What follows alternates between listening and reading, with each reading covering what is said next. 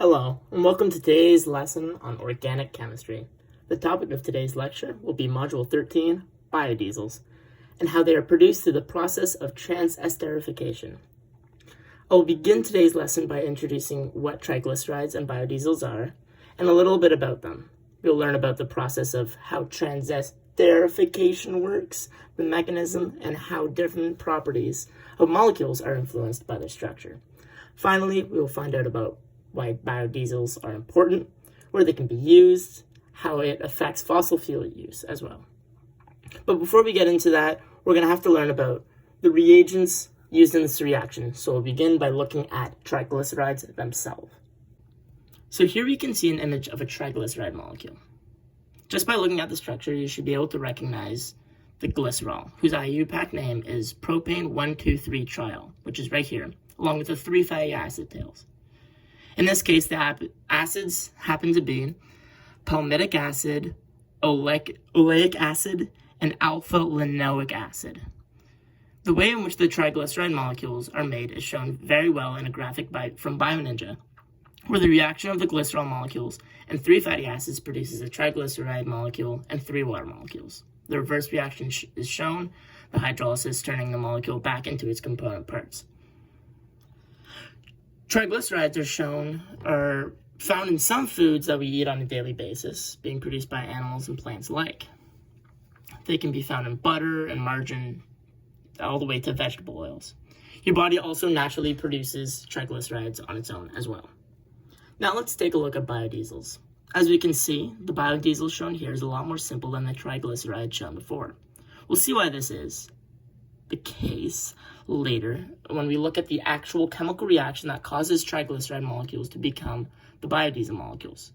But right now, let's just look at the chemical structure of this molecule. This particular molecule, with the IUPAC name methylpropanoate, is an ester. This separates it from petrodiesels, the ones made from fossil fuels, as they do not contain this functional group that makes it an ester. We will now move on to how the process of transesterification is used. We already know from earlier on in the lecture that triglycerides from vegetable oils are broken down to create biodiesels with glycerol and water as byproducts. But there's a little more to the process than that. First, the plant oil must be collected from plants, which are usually soybean or sunflower seed oil. These plants are chosen as they're easy to grow, as well as they're oilier than many other plants, making the vegetable oil more effective. These plants or seeds are then turned into vegetable oil, which in itself is an interesting process, but we're not going to be getting into that today. This vegetable oil, made of triglycerides, is now ready for the transesterification process. This transesterification process involves a triglyceride molecule to react with 3 methanol molecules, usually using a catalyst, such as sulfuric acid or even potassium hydroxide. This produces 3 fatty methyl esters, a glycerol molecule, and 3 water molecules. While methanol is the most common reagent used in transesterification, other alcohols or bases can be used, creating different fatty esters, such as ethyl esters or even propyl esters. This is why the process is called transesterification, because the products of the reaction are in fact esters. We will now look at what may be the most difficult idea of this lecture to grasp, but try to do your best to bear with me.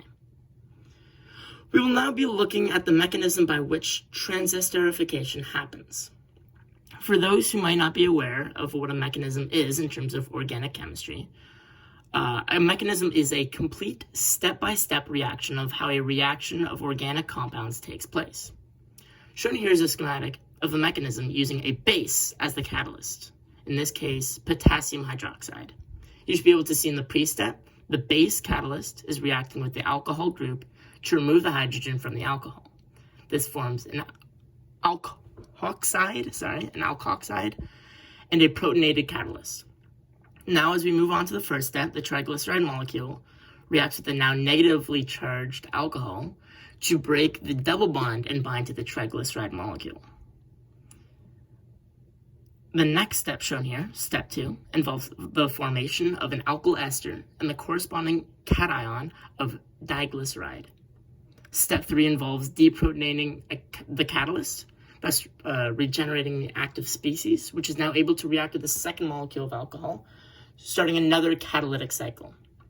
Diglycerides and monoglycerides are converted by the same mechanism to a mixture of alkyl esters and a glycerol. When comparing biodiesels to diesels made from fossil fuels, also known as petrodiesels, as we know from before, we can notice one very large difference in the chemistry, and that is the ester group in the biodiesel. This ester group makes the molecule more polar, which increases the intermolecular forces of the molecules. This in turn raises the freezing and boiling point of the biodiesels compared to its counterpart. When comparing esters to carboxylic acids, which contain the hydroxyl group, they are less polar and more volatile as a result. When esters completely combust, they create carbon dioxide and water, like most hydrocarbons. Alright, moving on to section 3, we will be discussing the real-world applications of biodiesels. The largest manufacturer of biodiesels in the world is the Renewable Energy Group located in Iowa in the United States. They produce over 800 milliliters of biodiesel per year from 6 different plants. That's over 2 million liters per day being produced by this one group. The main use for biodiesel in the world is vehicular transport, which is over 30% of the biodiesel consumed is being used for transport. However, while this is true, they can also be used for basically every purpose that normal diesel can be used for, such as energy and heat generation. When it comes to biodiesels, there are many advantages as well as disadvantages. The main advantage of biodiesel comes from the fact that it's not derived from fossil fuels, but instead comes from a renewable resource, plants that we grow out of the ground. This means that we do not need to worry about ever running out of it. And even collecting it, which instead of being a very dirty process, which causes a lot of pollution, is much cleaner than it is for petrodiesels. Biodiesels also contain basically no sulfur as opposed to traditional diesel, which lowers the pollution of sulfur dioxide, which is a toxic greenhouse gas, very similar to carbon dioxide. Well, the fact that biodiesels are derived from renewable resources, which is definitely a good thing, farming the plants needed to create said biodiesels takes up land, water, and fertilizer that could be used for farming crops, which is definitely not a good thing. As the infrastructure for creating biodiesels is nowhere close to being as developed or as sizable as the infrastructure needed or created for petrodiesels, the cost of biodiesels ends up being much more expensive than their counterpart.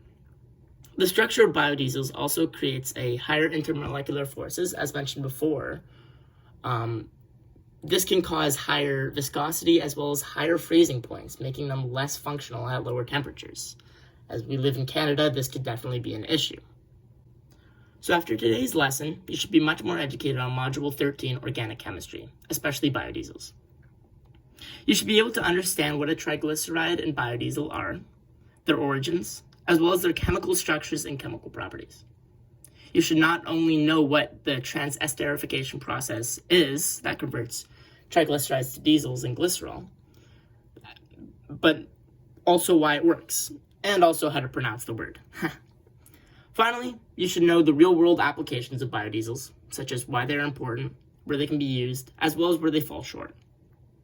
Here are the sources that I've referenced throughout my presentation, and I hope you learned a lot and enjoyed it. Thank you very much for listening, and have a great day.